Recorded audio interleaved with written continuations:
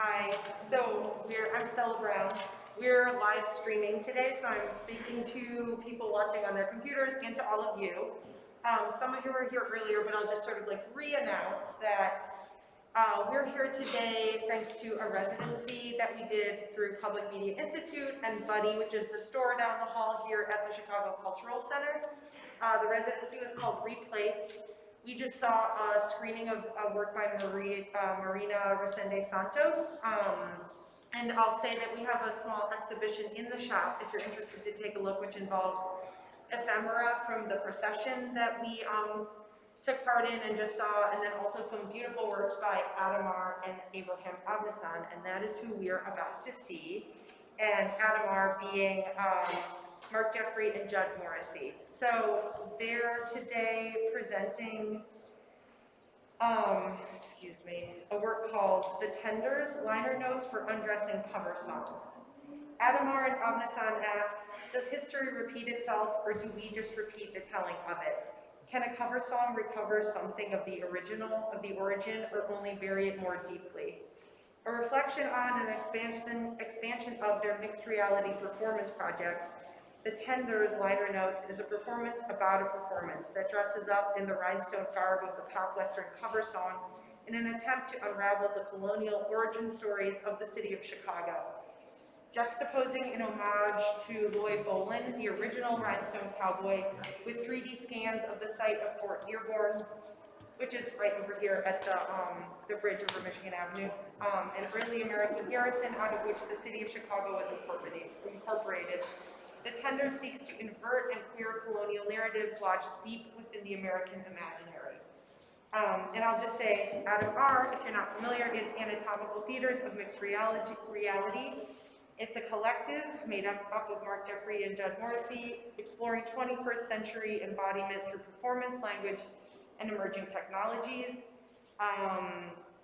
They are both former members of the Goat Island Performance Group. The work merges live bodies with ubiquitous computing in an evolving form of mixed reality poetics, integrating augmented, virtual, and telepresent environments. And then they are collaborating on this work with Abraham Avnisan, who is an interdisciplinary artist whose work is situated at the intersection of image, text, and code, using a host of emerging technologies, including 3D scanning, augmented reality, and virtual reality. He creates applications for mobile devices, interactive installations, and technology-mediated performance that seek to subvert dominant narratives through embodied encounters with language. So, needless to say, it was wonderful to have them be part of this residency and this year of research, and I'm very excited to have them here.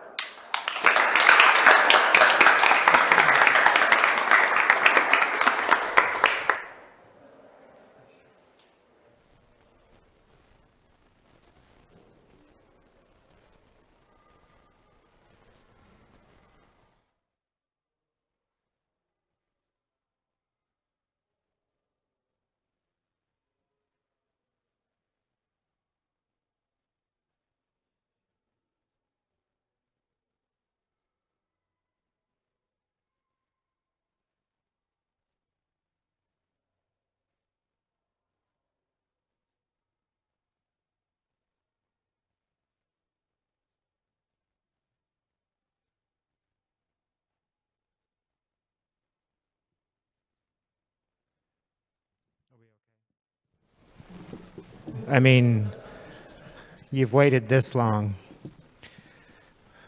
I don't know how long it's been, but it's been a while. Although, for some of you, you see me every day on the internet. Hi, Lumpen TV. It's good to be back.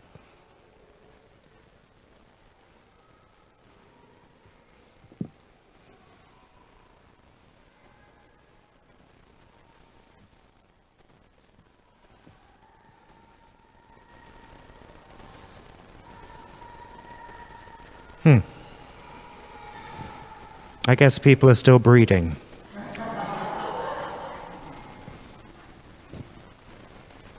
Are we ready? They need to be wearing masks. Okay.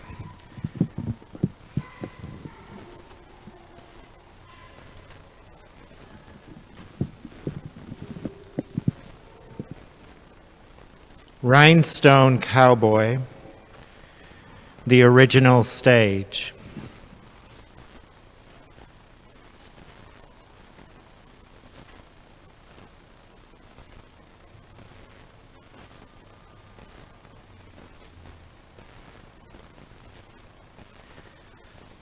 Believe it or not, I'm 48 and a half. As I get older, I've learned now to be yourself. Walk through the fire of your anxiety. I realize how much I have learned from my own history of mental illness in my own family and not to be afraid. Listen to all that is around you. What is it to summon the cows and the trauma of witnessing a mother that left you on a stage singing Rhinestone Cowboy as a 3-year-old on a working class stage in a working class club with tinsel and glam and camp? 1975 becomes 2021. In the road to my horizon, abandoned ginger creates a Glen Campbell monster of cows and song and walking these streets so long. Breathing a sigh of loneliness and desire, and I am going to be the light that's shining on me. A 3-year-old and a 48-and-a-half-year-old daft sod to perform the feral, the cat-cow, the cow, the undressing, the uncovering, the not knowing, the uncovering, always performing, trying to get attention.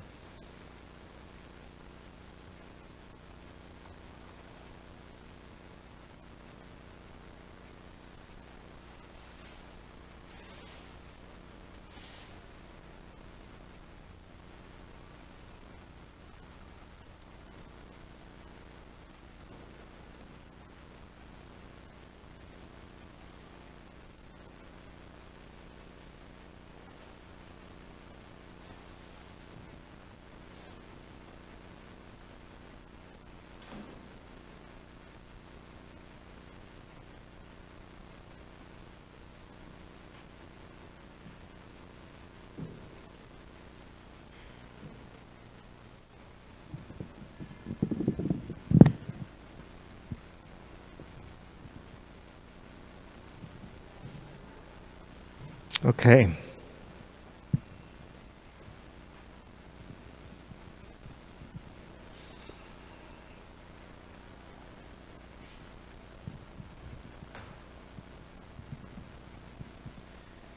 Now I'm nervous.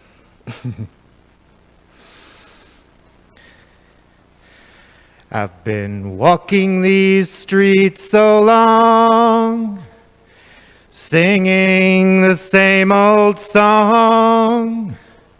I know every crack in these dirty sidewalks of Broadway, where hustle's the name of the game, and nice guys get washed away like the snow and the rain.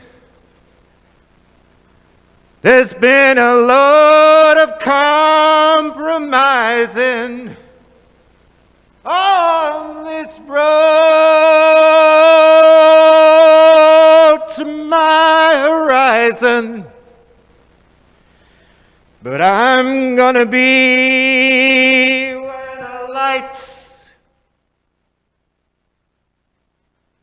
are shining on me. like a rhinestone cowboy, riding out on a horse in a star-spangled rodeo.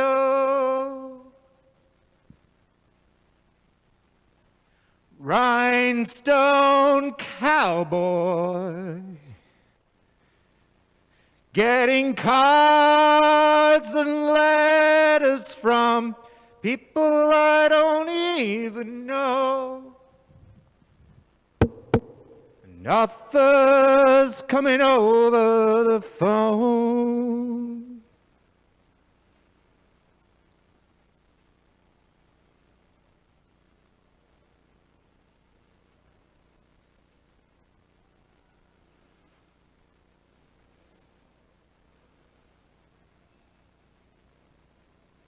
The pandemic, angels,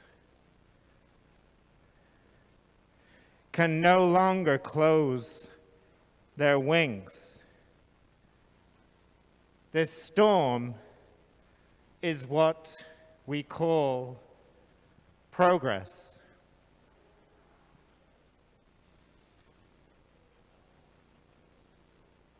Abe.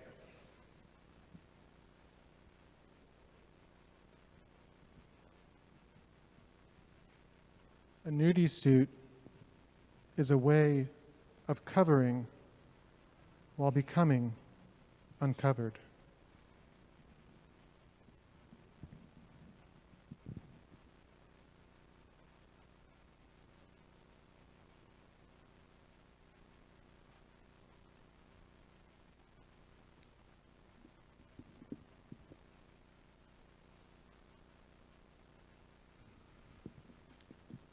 Liner note. We set out to make a record with only a jacket so that the lines of each song could become part of its lining. Later, there were two jackets, one gold and the other black, one thrusting its hips violently in the wind, the other brushing its tassels on the ruins of the fort, while refracting the light that pierces embrasures, creating both disco and nocturne. We found ourselves heeding the call to unmake a record, to invert and penetrate the hollow shells of buildings, not so much as a substitute for hedonism, but to open portals to the impossibility of an origin. We stayed in to make a record that is the interiority of drapery, furnishing the roominess of ligatures.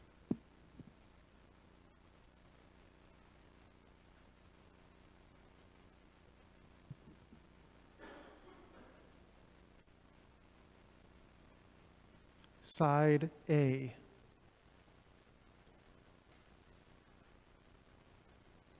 Track 1.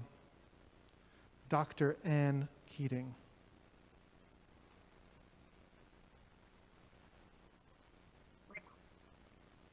Hi, my name is Ann Keating and I teach history at North Central College in Naperville.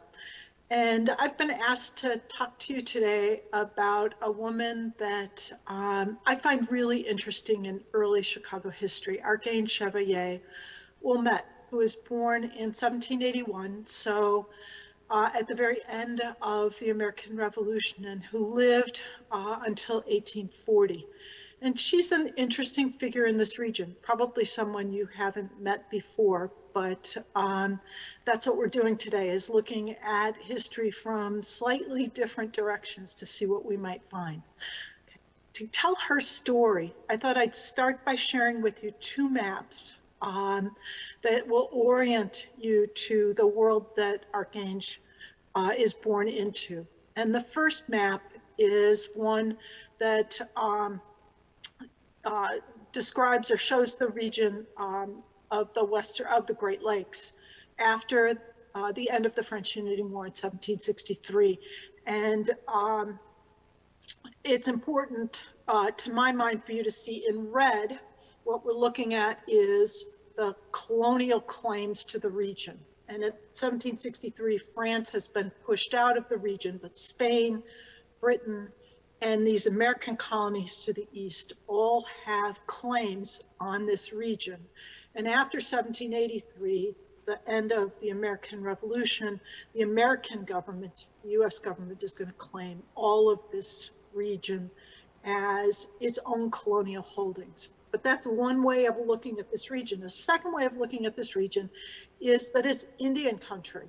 And that's the green lines that you see in the green names on this map, that underlying those colonial claims are in fact the people who control and live on this land. And that is primarily Algonquian tribes and their Iroquois and Algonquian tribes and their families who control, own, farm, hunt on this land. And so we've got two ways of thinking about the region. It's colonial, and it's also then land that's controlled by Indians, Indian country. That's Indian country.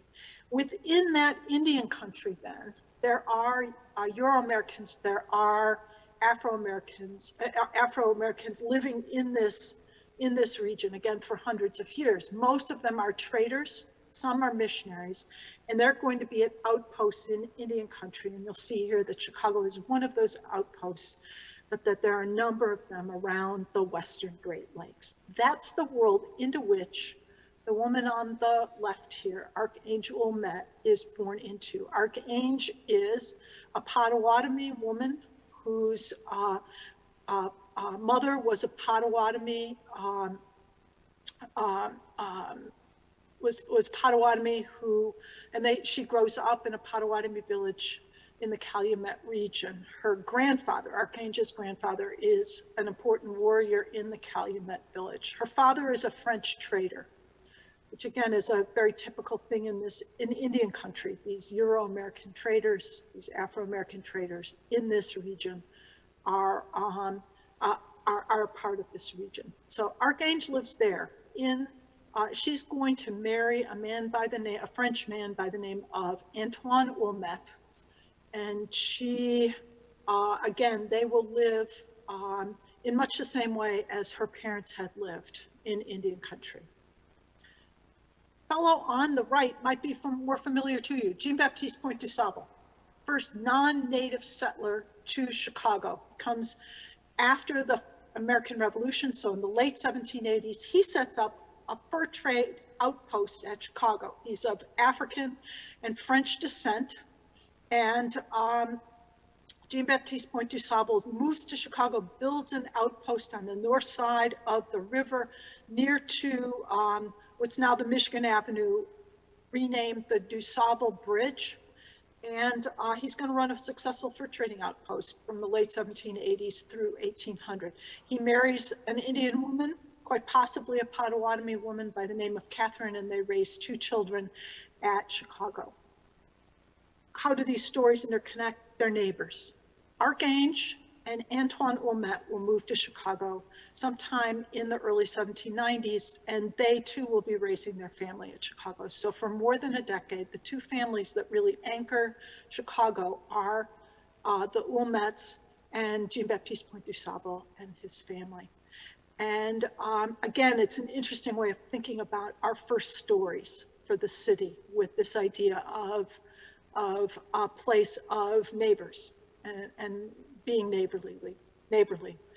Jean-Baptiste Point du Sable loses his wife and his daughter in some kind of an epidemic, and he leaves Chicago by 1800. Archangel and Antoine stay in Chicago, and they will continue to live in the house that's just to the west of the Jean-Baptiste Point du Sable, which you see up here on the upper right-hand side.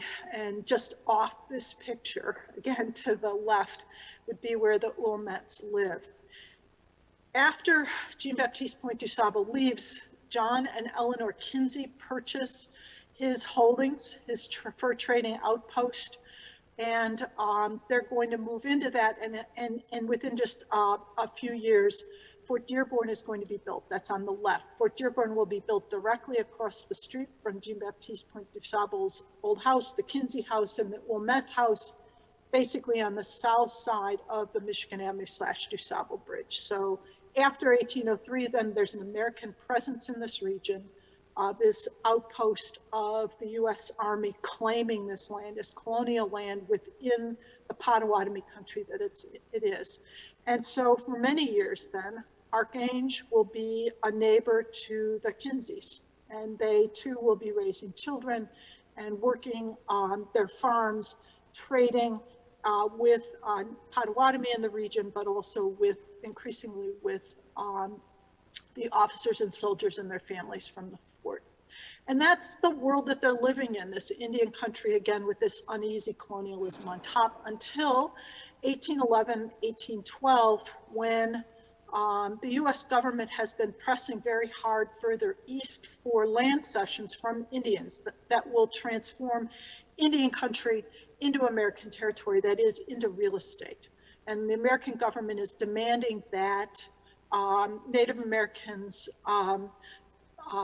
negotiate treaties that will basically turn over their land, and they will have to leave their land, and the US government then will survey and sell that land to settlers and investors. In 1812, then this all comes to a head, and there's a war in the West.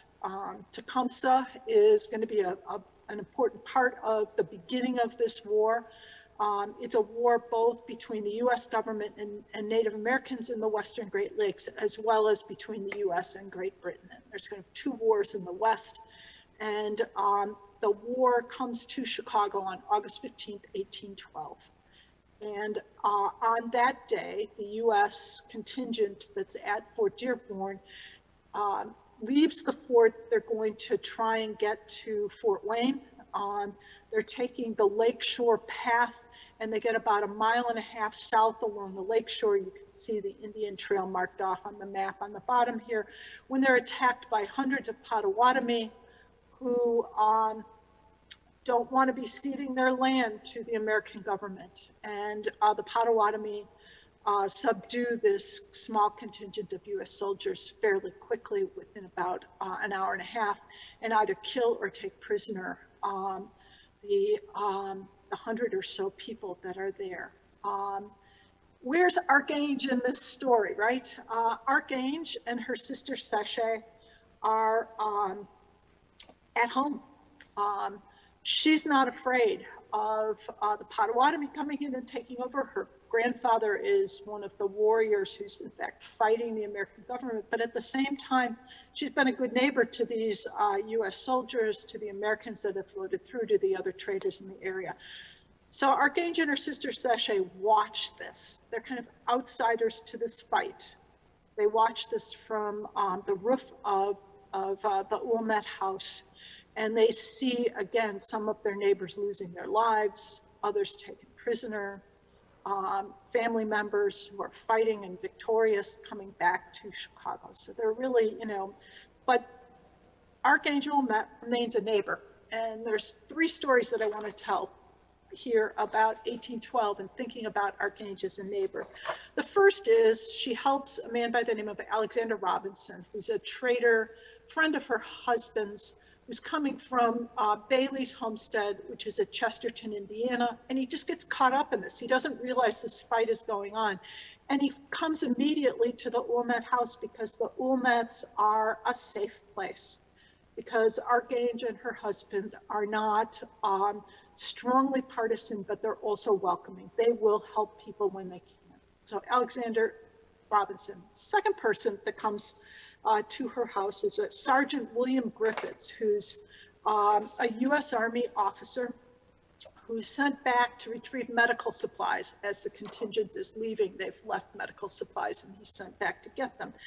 And when he tries to rejoin his column of soldiers, he finds out that they're under attack, and he flees and he hides in the Wilmette's garden in the currant bushes. And Archange finds him and makes him get dressed as a French fur trader. So that, in a suit of deerskins with a belt, moccasin, and pipe, so that if he doesn't talk, if he doesn't open his mouth, he might be able to pass and not be taken captive or killed by the Potawatomi warriors in the area. The next day, Archange also took in a longtime friend and neighbor, Eleanor Kinsey's daughter, Margaret Helm. Fearing for her safety, with Potawatomi warriors still roaming around the area, Archange offered to hide Margaret Helm, first by putting her in the ordinary clothes of a Métis woman, of a French Métis woman, short gown petticoat with a blue cotton handkerchief. And when a hostile group of Potawatomi stop at her door, Archange and Sheshi, who see them coming, hide Margaret Helm. They put her under a bedstead, and Sachet proceeds to sit on top of the bedstead. It's a very hot day, but she sits on top of the bedstead, and Margaret's deeply uncomfortable, but she's safe. And she sits there, Sachet and Archange sit there, and they sew. They're doing a patchwork quilt. And the description of this from the day is that she had the appearance of utmost tranquility. She remained calm despite the danger. Again, though the Indians searched the Wilmette house, they did not find Margaret Helm. The two sisters had prevailed once again in saving a neighbor from a devastating fate. While the Potawatomi won the Battle of Fort Dearborn in 1812, they lose their wider effort to halt the expansionism of the U.S. into their territory. So this is the first map was the battles, and the Potawatomi and their allies really only win at Fort Dearborn. But here then we see the result of having lost the broader war, and that is that every year from 1816 forward, the Indians in this region are forced to cede more and more land until 1833, when you can see K and L, the last of this land in this region is ceded to the US government, and this is no longer Indian country. It is now US territory that is going to be surveyed and sold. And we see this graphically in two maps. On the left-hand side here is 1830 Chicago with Archange's Potawatomi village at the Calumet marked as a triangle. And on the right, we've got the first subdivision map of Chicago, which is done in 1830, the first plat. So again, the first time that real estate is going to be sold here. While the Wilmettes continued to live in Chicago into the 1830s, they ultimately found that they were very uncomfortable living here. They lived first, stayed at the main stem of the Chicago River, and then moved north to land that they had acquired at what's now Wilmette. So that's the connection here between the Wilmettes and the Wilmettes, but they found living at Wilmette untenable by the late 1830s, and they moved west. And Archange Wilmette will die in 1840 in Potawatomi Village in Kansas. Thanks.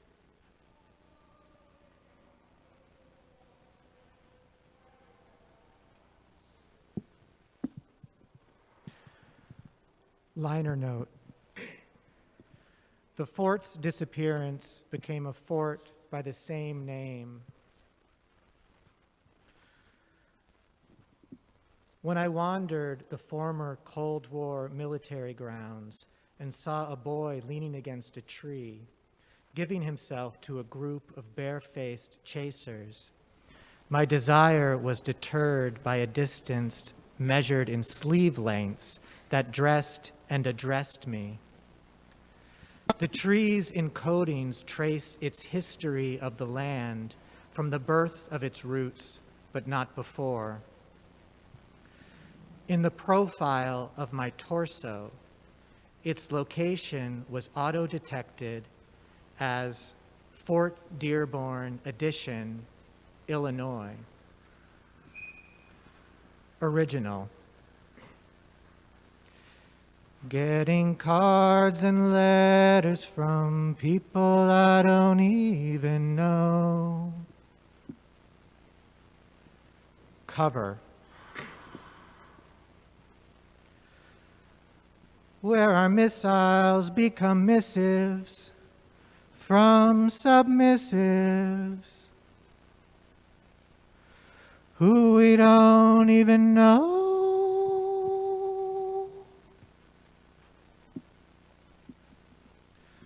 We forgot that our windows are embrasures still. When this album began, we were looking at the meticulously rhinestoned home of Loy Bowlin, the original rhinestone cowboy, who fashioned himself as a living cover of Glenn Campbell's 1975 hit, Rhinestone Cowboy.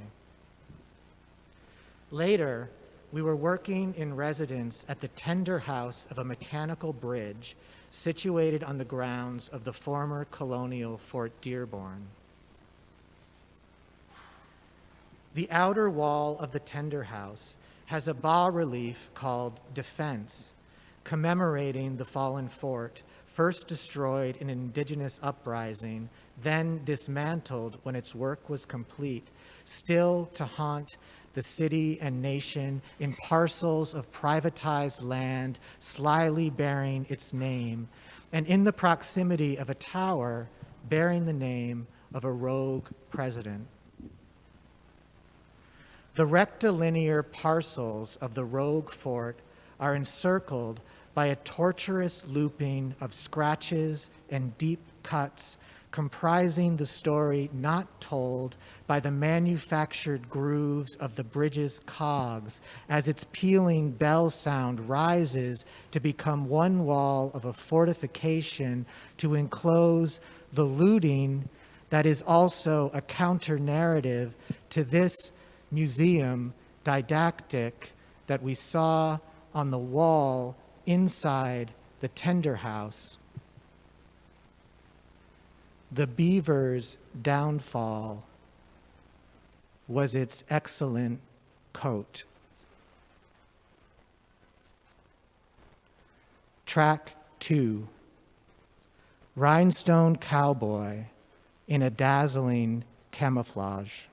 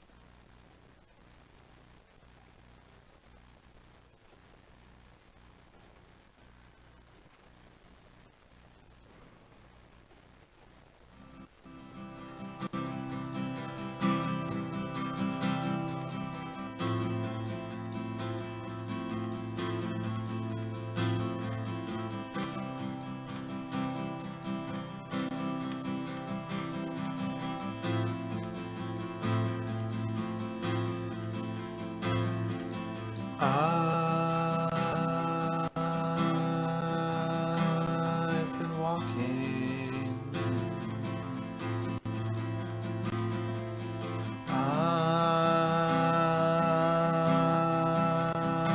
I've been walking these streets for so long, so long. They run your downfall. Was your beautiful calling? Have been singing this song all along. I came in, I came in on a boat. Every crack in these, every crack, I know. Every crack in these dirty sidewalks of Broadway. I walk your seated ground. Hustle, hustle is the name of the game. Ride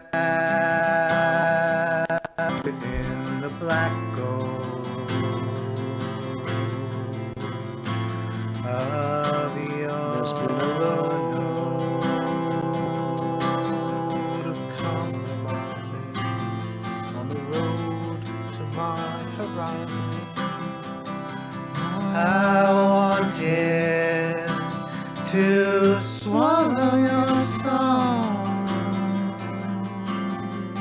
But I'm gonna be Until it had been mine all along. I'm gonna be Like a dazzling, dazzling candle. it's shining down on me. Deep within the gorge of Like my a glistening rhinestone, like a rhinestone, like a cowboy, deep within the orgy. like a of settler, my like a settler, glistening like a settler, like a soldier.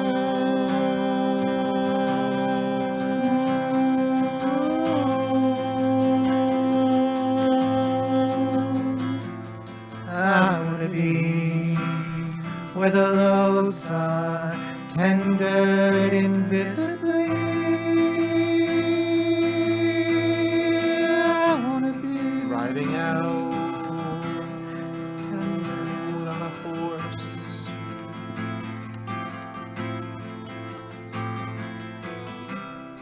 In a star-spangled rodeo.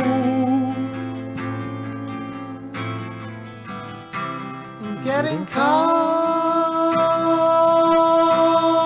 and letters.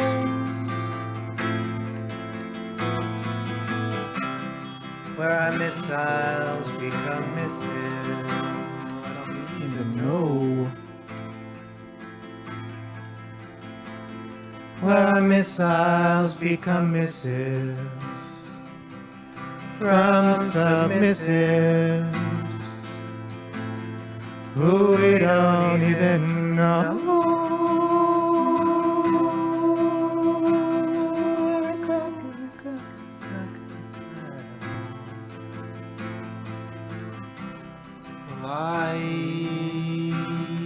I wanted Don't to mind hunt me you down.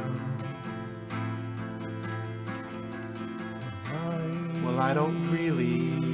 In this Cold War cruising ground,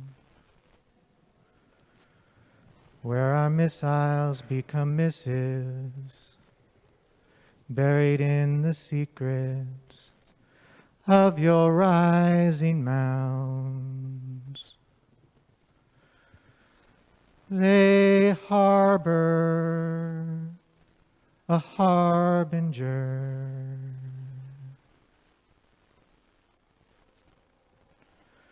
so many sexy soldier boys in the Fort Dearborn addition to Illinois.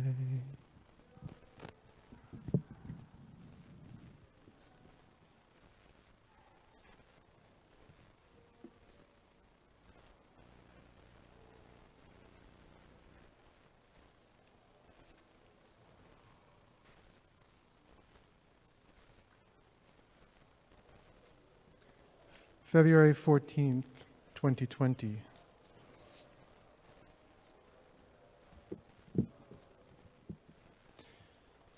It is Valentine's Day, and I am wearing tights in the backstage area of Fullerton Hall at the Art Institute of Chicago, attending to my in-breath, out-breath, in-breath, trying to calm my nerves in the long, short minutes leading up to our stepping out from behind the curtain. We are about to perform The Tenders in front of a live audience of over 300 people. We couldn't know then that a work we thought we were making about the past and present, about cowboys and rhinestones and cover songs and the American dream and the American nightmare and colonial forts and 20th century lift bridges and racist monumental sculptures and dispossessed indigenous nations and white supremacy as origin and telos was also a work about the year to come. We couldn't know then that Valentine's Day 2020 would be our last in-person performance before the pandemic, before attending to our breath would become a matter of life and death, before George Floyd's breath was taken away forever, before the uprising for racial justice that followed, demanding we never forget his heartbreaking last words, "I can't breathe," before Lori Lightfoot, mayor of Chicago, raised all the bridges in downtown Chicago to create a fortress protesters would be unable to escape from, before statues all over the world celebrating slave owners and colonizers would be toppled, before the epic, unprecedented assault on American democracy that began with a lie and ended with violent insurrection at the U.S. Capitol on January 6th, 2021. Quote, "A storm is blowing from paradise. This storm is what we call progress," end quote. Walter Benjamin writes of the angel of history. White supremacy as origin and telos. That is the story of progress in the United States of America, and that will continue to be unless we rise up and take control of our collective futures. As a cis, white, queer, Jewish, American Israeli man, citizen and heir to not one but two settler colonial societies, I know that I bear a special responsibility in this regard. As an artist, I strive to bear that responsibility in the best way I know how, by bringing it into the work. To borrow a line from Allen Ginsberg, one of my first queer art daddies, "America, I'm putting my queer shoulder to the wheel." Track 3, Bloodlines.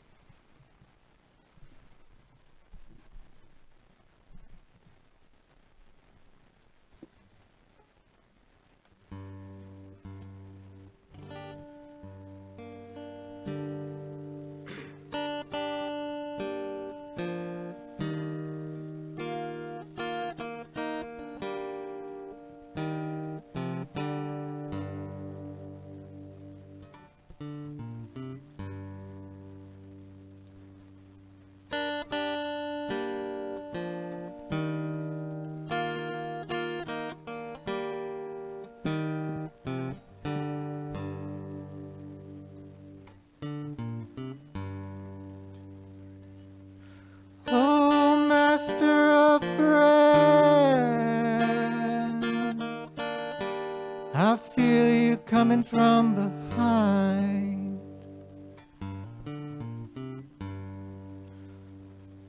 Oh, and I'm man, can you tell me the time? Primping your feathers for storming weather. We're gazing at the lensing sky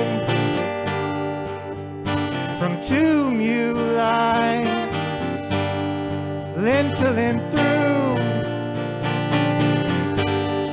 waiting for the cue. 'Cause these are not Tecumseh's kin defending their ground. No, these are Harrison's men, born again at Prophet's Town. I see blood line. I see muscular flesh. I see a lensing effect. I see tattoo rippling effects. These bodies are kin. Don't board up your windows, they're not facing in.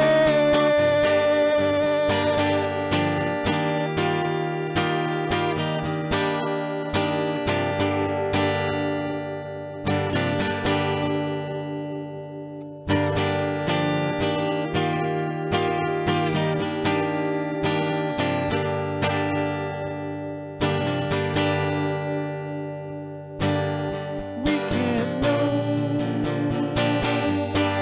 what we can't know. Justice of our fathers and fathers' fathers. I see mine. I see yours. Caught in the eternal dance of return. I see blood lines. I see a dusker high when you dance. I see a rotunda where we kiss it all goodbye. I see a dusker high. I see a lensing effect in the sky.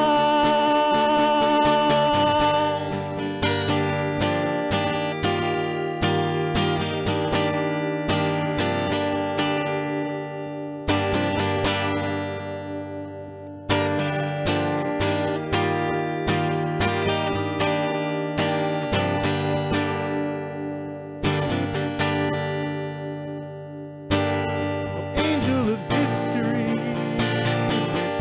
you don't really want to go.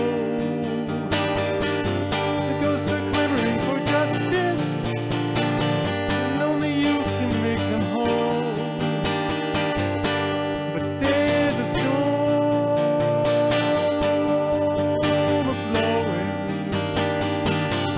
and it's reaping time for what we've been sowing. So,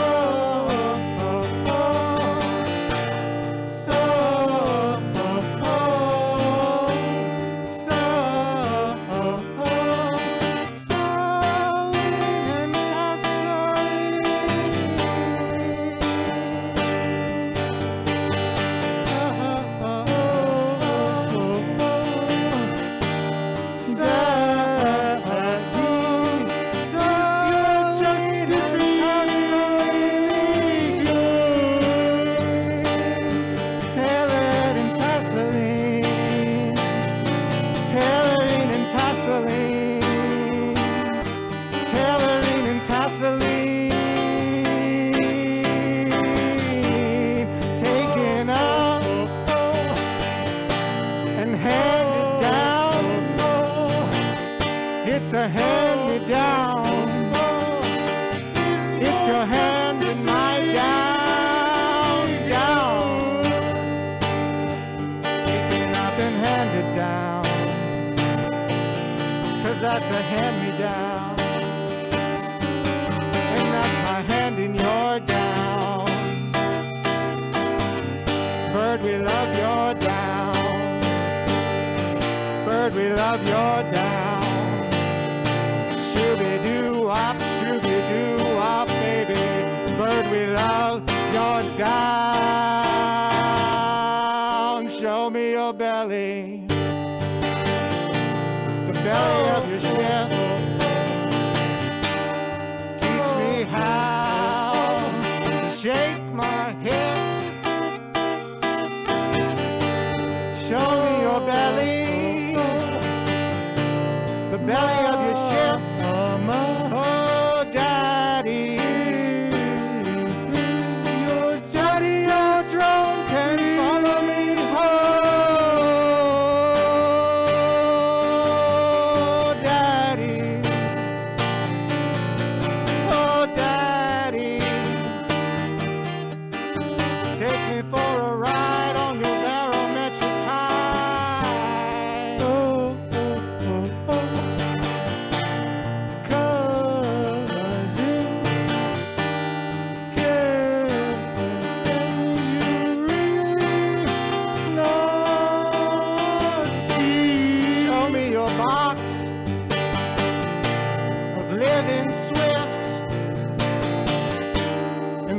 My name on it, and write my name on it. Show me your chimney, breathing with swifts. Oh, Patty, your roof is breathing with visionary emptiness. I saw your picture in a nest. You were wearing a vest. Your hands were for me in augury. Oh, Patty Otto. Oh, Patty Otto. Your chimney's breathing with visionary emptiness. You were wearing a vest in a bird's nest. Your roof is breathing with visionary emptiness. Tremble, tremble, tremble my mound. Unseed, unseed, unseed, unseed the ground that you see, where you spill your seed, where you spill your seed.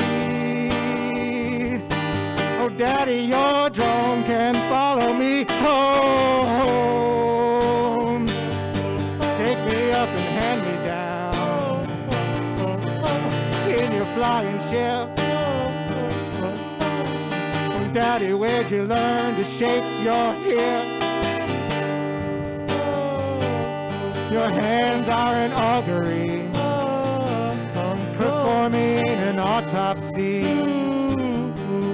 on the wound of the mouth. You turned the ladder upside down and left it fluttering there, ungendering the air.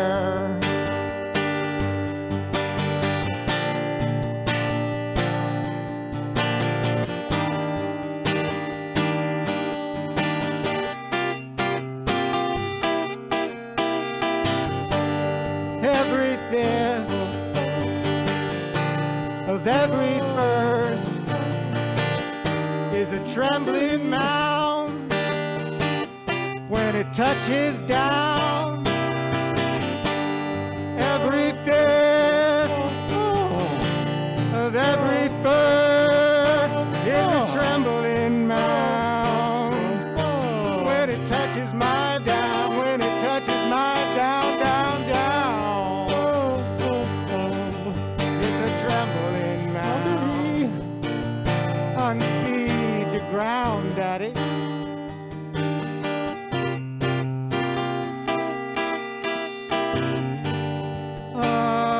Archangel history sitting on your roof with your sister, so neighborly.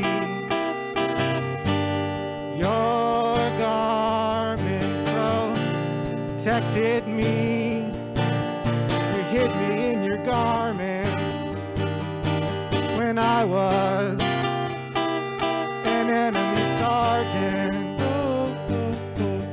I feel you storming behind me from the other side of the roof. Daddy, your drone can carry me home.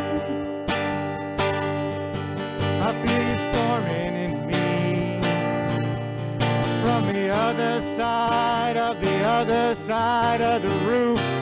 Swiftly go the years all at once. The years all at once. The years all at once. The years all at once. I feel you storming behind me. I feel you storming inside me. I feel you lighting me. I feel you lighting me. I feel you lighting me. I feel you lighting me.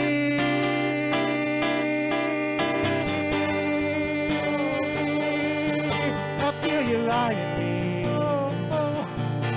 I feel you lighting me. I feel you lighting me.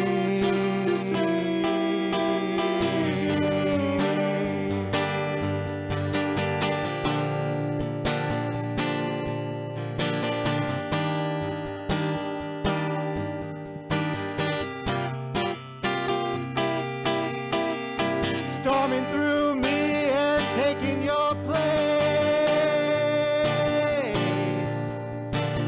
Storming through me and blowing me away. Storming through me and taking your own place.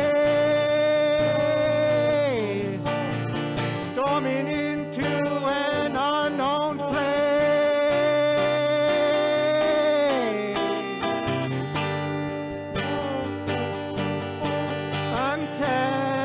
Untendering,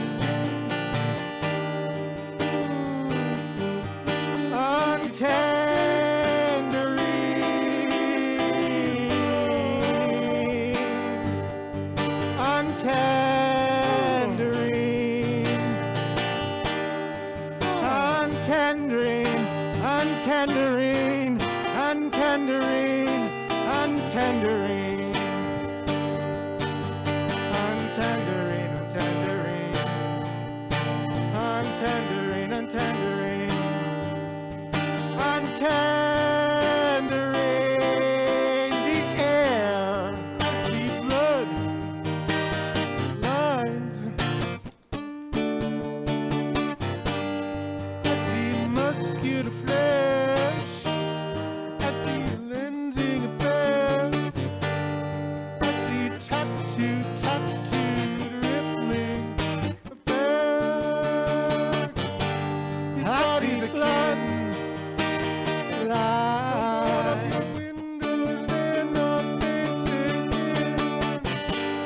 I see blood lines. I see a lintel stacked high where we dance, where we kiss our fathers, fathers, fathers goodbye. I see a dust skirt hiked high. I see a lensing effect in the sky.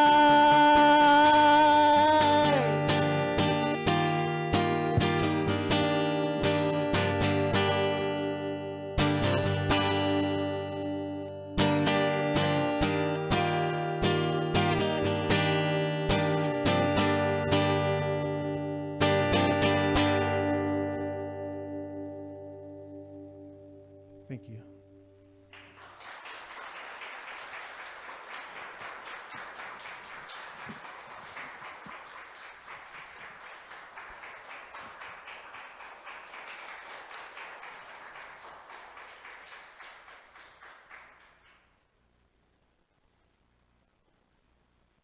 Thank you so much, everybody. We're going to bring the chairs forward and be happy to take any questions that you might have or have a conversation.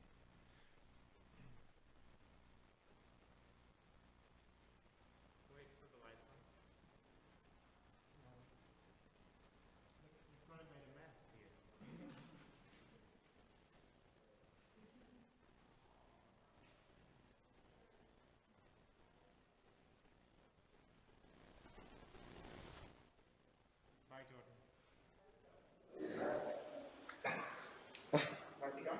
He has to pee. Oh, he's going to go to the facility.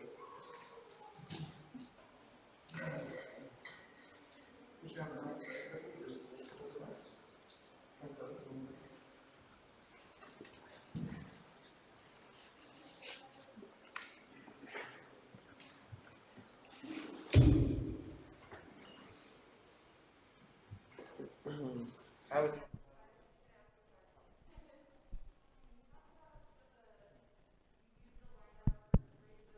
Specifically, the house, the rhinestone cowboy house. Can you talk about that? Just the technology and how you generated that? I'm not going to answer that question. It's magic. Well, Abe is the real. It's really magical. It's like you take a drug and. Can you tell me reverse this? So the question was about how we generated the house scan. Yeah, and the bridge. Yeah, how it works. So the technology that we are using to produce those sort of pointillistic images that we've seen today is called LiDAR scanning. Sorry, I'm still catching my breath. 4 minutes singing with the mask. And LiDAR scanning is one of the technologies that self-driving cars use to sense the world around them. It has a lot of other applications, and it's a process of capture where a laser beam gets sent out 360 degrees, and that laser beam is able to measure with quite a high level of precision the distance of the surfaces that it encounters, the distance between the surface and the scanner.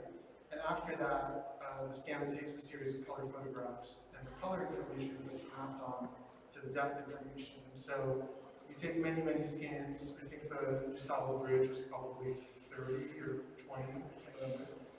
And then you stitch them together in software, and you get essentially a 3D pointillist kind of environment where the whole thing is comprised of millions, hundreds of millions sometimes of points, and each point has a XYZ coordinate and a color value associated with it. And we've been, yeah, I think that's good. I can talk about that, but that's the basic. It's a lot of data. Which I can't believe that I don't know how Abe sculpts it all, but it's amazing.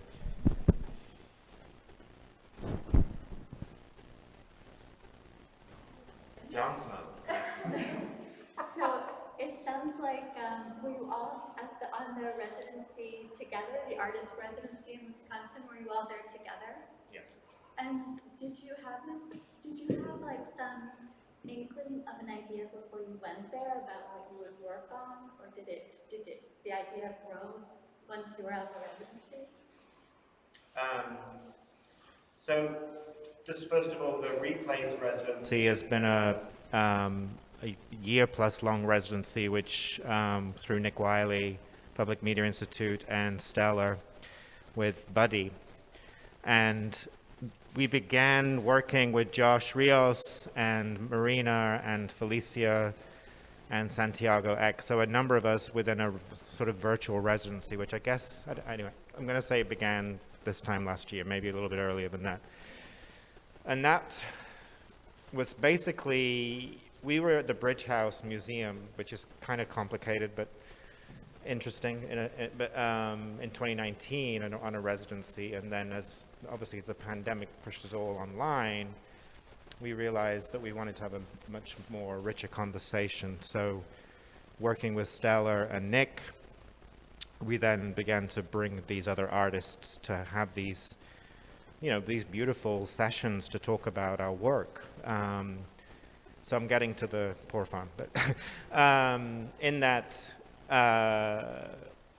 there's been generative conversation. We had a whole lecture series that Tamara, who's not here, and Stella put together, where we'd have, for example, Ann Keating coming to basically give us these rich histories of what Chicago is, right, and of the complicated history of that, and like Archange, never knowing that story previously, which is really quite remarkable. And then the Poor Farm is just the most extraordinary, magical place, and it's we're very generous from working with Michelle Grabner, painter and curator who owns that building with her husband Brad, and we went to basically explore. Now, and then I'll say, this is the last thing I'll say. Artists, it's really important, and again, I've heard this week as well with Shireen Nassat, is it's important to not know what you're doing. It's really, really important to not know what you're doing, because who knows what the hell I'm going to do in half an hour, right? But just to say that the importance of that is then you have the opportunity to have a drone, you have an opportunity to have cows, you have an opportunity to have these chimney swifts. These two can talk about that last song more. But without that house and without that landscape, that last song you just heard would never have happened. So, it's really, what I'm trying to say here is the work it sews itself together over a long period of time. And that it's always trying to listen to what it is that you have no idea how things come together. And that's so, I can't stress enough how important, we all know this, but it's really important just to underline, always to underline it. Because, there's like this, when you see, having come back downtown after 18 months and the only things that are surviving are corporations, then we're fucked, right? In terms of the independent places that have, the idea of independency or thought or, anyway, that's what I'm realizing is, oh, look, there's a Starbucks, there's a Starbucks, there's a Starbucks, there's a Starbucks, It's like, so corporate thought is bleeding everywhere. Sorry, no, I just don't have a lot of, I just don't have a lot of slack. I'm just kind of tangled up. No, I can give a liner note on that.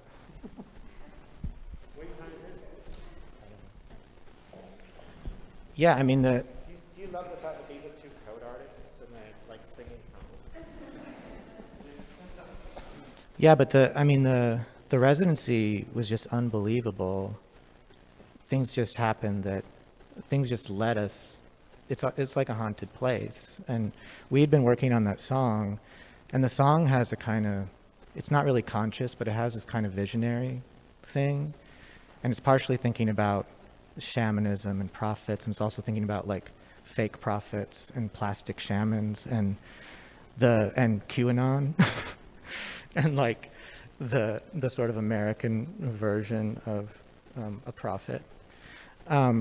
And I don't know we didn't know what any of that was. Like, and then when we went to the Poor Farm, Abe had been learning to recognize bird sounds and also the names of trees. And Elena was also there. And the first thing that happened was we found a dead bird. And then eventually found another dead bird.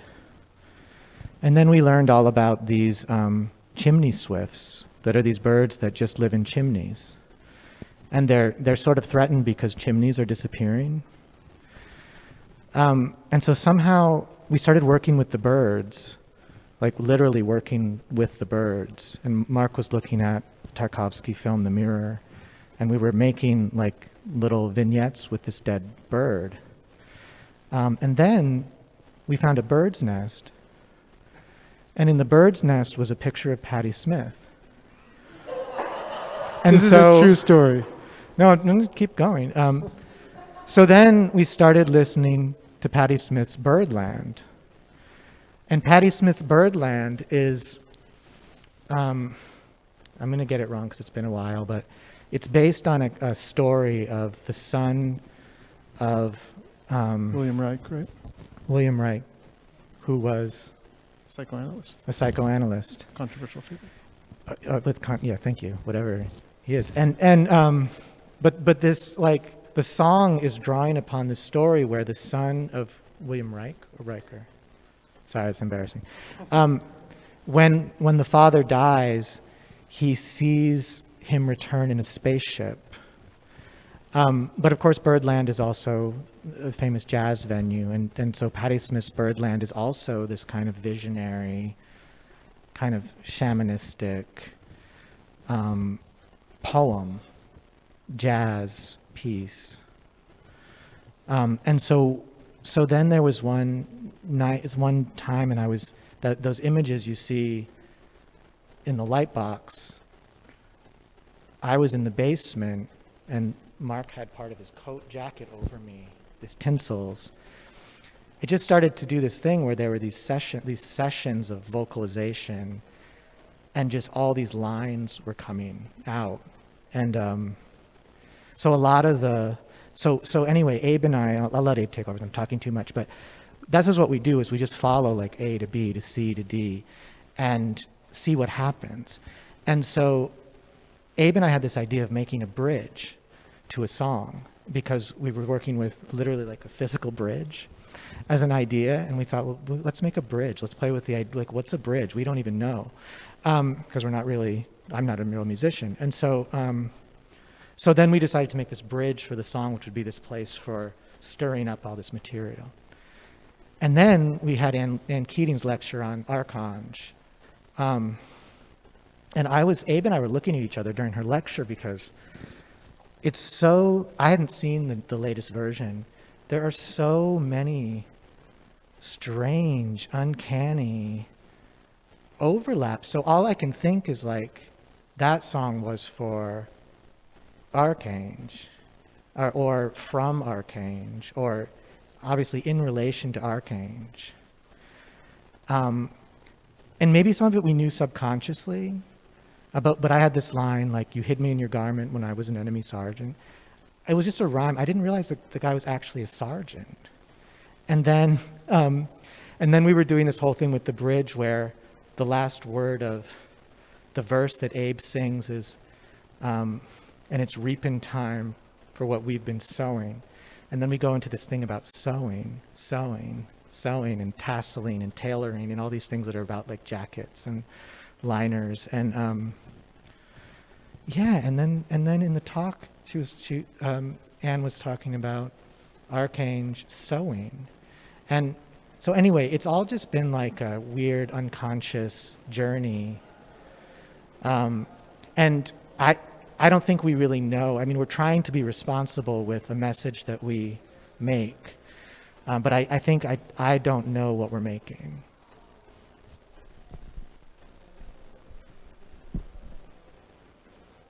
But that's okay. Are we doing okay on time?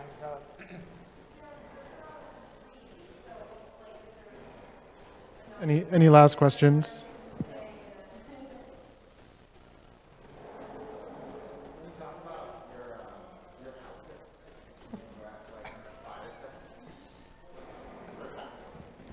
Thank you. Yeah, absolutely. So one of the iterations of the tenders. Obviously never do programming in the welcome space. Just kidding. One of the iterations of we didn't really talk about it, but this all of this material is coming out of a series of Zoom performances. We talked about it a bit. We adapted live performance work for Zoom once the pandemic began. and at the heart of that work is Loy Bowlin, the original rhinestone cowboy. So the sort of glitter and the sequins and the dazzle is inspired by Glenn Campbell, but I can speak to my outfit, and I think we can just speak to our own outfits. But because so much of this work is about colonialism and about the legacy of colonialism, and about going beyond the land acknowledgement as a formality and actually engaging with that in the work, I wanted to wear this land back shirt from one of the other artists in the Buddy residency, X, to gesture towards that. Yeah, you want to talk about your outfits? It's a hand-me-down.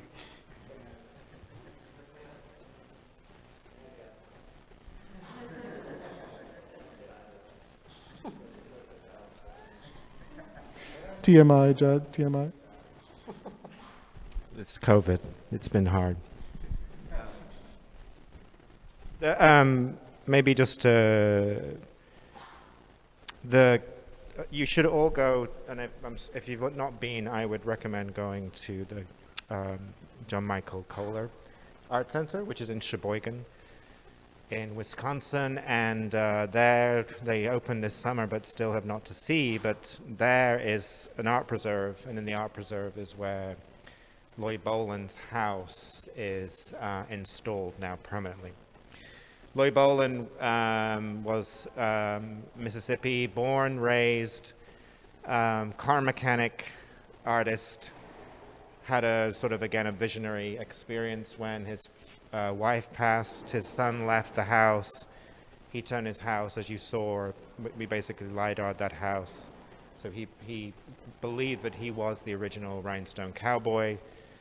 And now, I guess we've been working with its material in different forms for the last 3 to 4 years, but we also work with this extraordinary costume maker, Grace Duval. To follow her on the Instagrams, she is just wild and amazing. And so, some of unfortunately the costumes are at the Poor Farm because I secretly said I'm going to go back and I need to find somebody to drive me. I don't drive, but I want to go back. So anyway,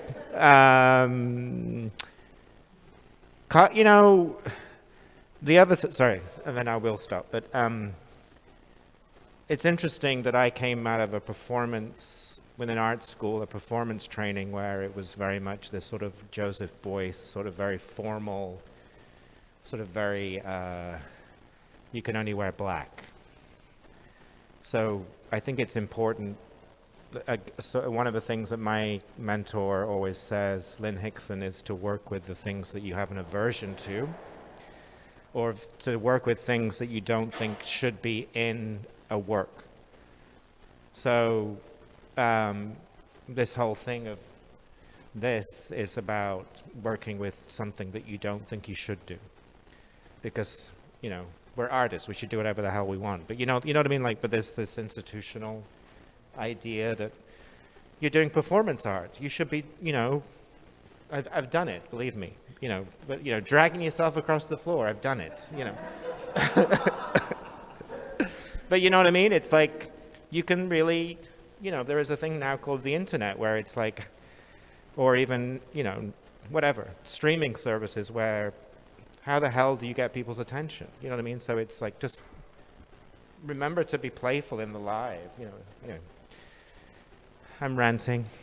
Well,